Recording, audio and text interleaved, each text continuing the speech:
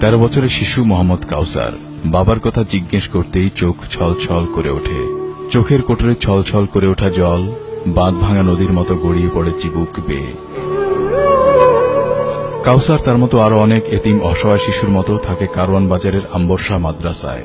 ক্ষুদ্র ব্যবসায়ী বাবা বেঁচে থাকতে ভালোই চলছিল সংসার, কিন্তু হঠাৎ করে পিতৃবিয়োগে অভাব নেমে আসে সংসারে। একাকী মা সংসার চালাতে না পেরে ভর্তি করে দিয়ে যায় এই মাদ্রাসায়। তারপর থেকে এই মাদ্রাসাতেই তার থাকা খাওয়া, আর চোখে স্বপ্ন বড় আলেম হওয়া। শেষ করার পর কিতাবখানা যাব। তার মতো আরো অনেক এতিম শিশু বেড়ে উঠছে এই মাদ্রাসা এতিমখানায়, যাদের চোখে রয়েছে আকাশ জোড়া স্বপ্ন। আমি এখানে 2 বছর ধরে আসছি, মানসিক পড়ি একজন যাব ভবিষ্যতে বড় হাফেজ হবো। আব্বু নেই, আম্মু আছে দেশে থাকে।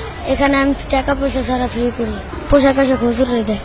এতিম অসহায় ছাত্রদের দায়িত্বে থাকা শিক্ষকরা জানালেন, এসব শিশুদের ভালো মানুষ হিসেবে গড়ে তুলতে দিনরাত পরিশ্রম করেন তারা। এখান থেকে হেফজ শেষ করে তারা কিতাব বিভাগে যায়, সেখানে যায় দাওরা হাদিস পাস করে এখান থেকে। আর মাদ্রাসা কমিটির সহ সভাপতি বলেন, বিত্তবানদের দেয়া অনুদানে ভরণ পোষণ করা হয় এতিম শিশুদের। এলাকার যারা আছে তারা বহন করে, আর কমিটির ভিতরে যারা আছে একটু বিত্তবান লোক আছে তারা দানের হাতও কিছু বাড়িয়ে দেয়।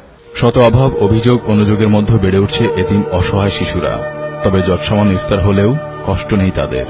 সব দুঃখ কষ্ট ভুলে সবাই মিলে একসাথে ইফতার করার মধ্যে দিয়ে আনন্দ ভাগ করে নেয় তারা। মফিউর রহমান, 21 টেলিভিশন, ঢাকা।